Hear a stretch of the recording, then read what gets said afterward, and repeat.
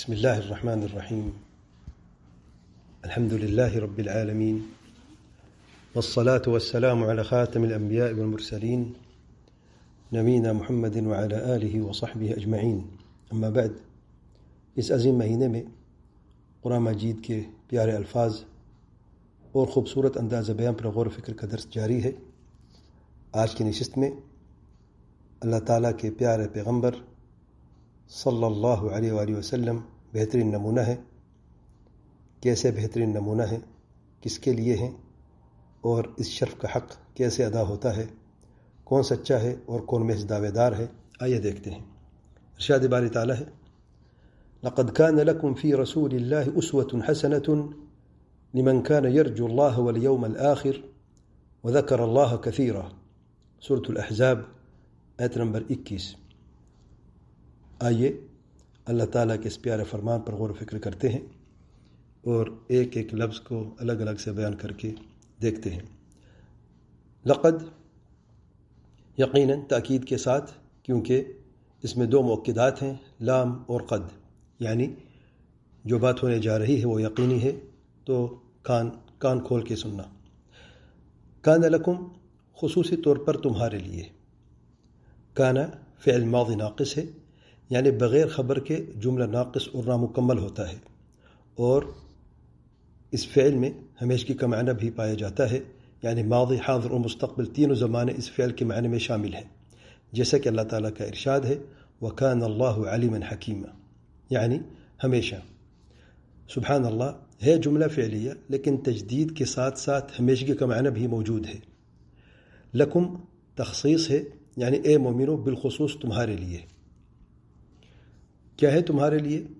فی رسول اللہ، اللہ تعالیٰ کے پیارے پیغمبر صلی اللہ علیہ وسلم میں.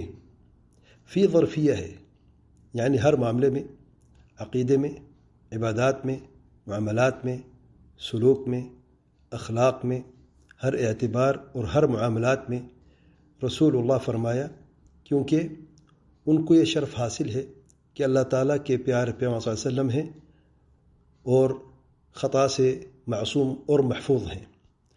مخلوق میں سے ان کے سوا کسی کی بھی مکمل طور پر مطلقاً پیروی و اطاعت نہیں کی جاتی.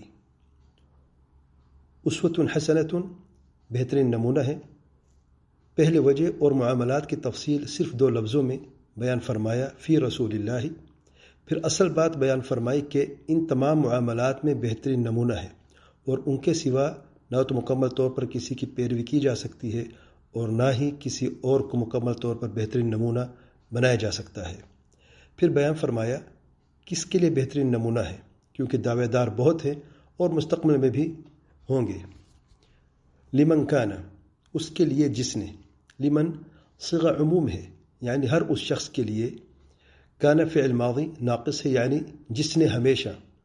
ہمیشہ کیا کرتا ہے؟ یرجو اللہ. سبحان اللہ، یرجو اللہ، اللہ تعالیٰ سے امید رکھتا ہے. آمن باللہ نہیں فرمایا، یرجو اللہ فرمایا ہے. ایمان تو اصل ہے، اس سے زیادہ یعنی ایمان سے زیادہ اب ایمان کی مضبوطی کے اس مرحلے پر پہنچا ہے کہ دل کے اعمال میں بھی پکا ہے، کیونکہ امید دل کے اعمال میں سے ہے، اور جسم کے اعمال سے دل کے اعمال زیادہ قوی، معتبر اور ایمان کی قوت کا ثبوت ہوتے ہیں، اور جسم کے اعمال دل کے اعمال کے محتاج ہوتے ہیں. یعنی اللہ تعالیٰ سے ہمیشہ خیر کی امید رکھتا ہے اور اللہ تعالیٰ پر ایمان کا حق ادا کرتا ہے. سچا اور پکا مومن ہے اور اللہ تعالیٰ کی حق معرفت رکھنے والا ہے، اور عمل کے اعتبار سے بھی مخلص ہے اور اس کا حق ادا کرنے والا ہے. سبحان اللہ، یرجو اللہ میں ایمان اور عمل صالح دونوں شامل ہیں. والیوم الآخر، آخرت پر ایمان بھی مضبوط ہے اور ہمیشہ آخرت کی فکر میں لگا رہتا ہے. دنیا کی لذتوں سے بیزار رہتا ہے اور اپنا قیمتی وقت فضولیات میں ضائع نہیں کرتا. پھر فرمایا وذکر اللہ کثیرا، اور کثرت سے اللہ تعالیٰ کا ذکر کرتا رہتا ہے اور ذکر کا حق ادا کرتا ہے. اکثر وقت اللہ تعالیٰ کے ذکر مسنون میں گزارتا رہتا ہے، ہمیشہ اللہ تعالیٰ کے ذکر میں مصروف رہتا ہے. سبحان اللہ، اللہ تعالیٰ کے پیارے پیغمبر صلی اللہ علیہ وسلم اس کے لیے بہترین نمونہ ہے جس کا اللہ تعالیٰ اور آخرت کے دن پر ایمان مضبوط ہے اور اللہ تعالیٰ کا ذکر مسنون کثرت سے کرتا رہتا ہے.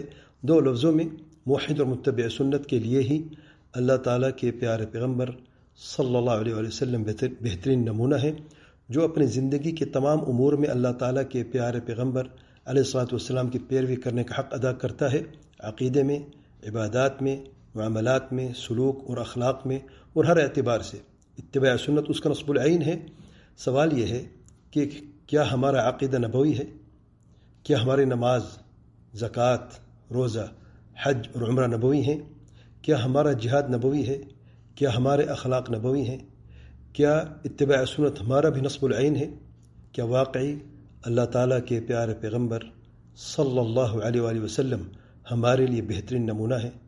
یہ سوالات ہم سب اپنے آپ سے کریں اور دیکھیں کہ ہم کہاں پر ہیں، کہ ہم سچے ہیں یا محض دعوے کرنے والے ہیں۔ اللہ تعالیٰ ہم سب پر رحم فرمائے۔ واللہ اعلیٰ و اعلم۔ اللہ تعالیٰ سے دعا ہے کہ ہمیں قرآن مجید کی تلاوت کا حق ادا کرنے اور اس میں غور فکر کرنے کی اور صحیح عمل کرنے کی توفیق عطا فرمائے، توحید و سنت اور منہج السلف الصالحین پر چلنے کی توفیق عطا فرمائے۔ اللہ تعالیٰ کے پیارے پیغمبر صلی اللہ علیہ وآلہ وسلم کو اپنی زندگی کا بہترین نمونہ بنانے کی اور اتباع سنت کا حق ادا کرنے کی توفیق عطا فرمائے، اور ہر وبا، فتنہ اور شر سے محفوظ فرمائے۔ آمین یا رب العالمین۔ سبحانک اللہم و بحمدک، اشہد ان لا الہ الا انت، استغفرک و اتوب الیک۔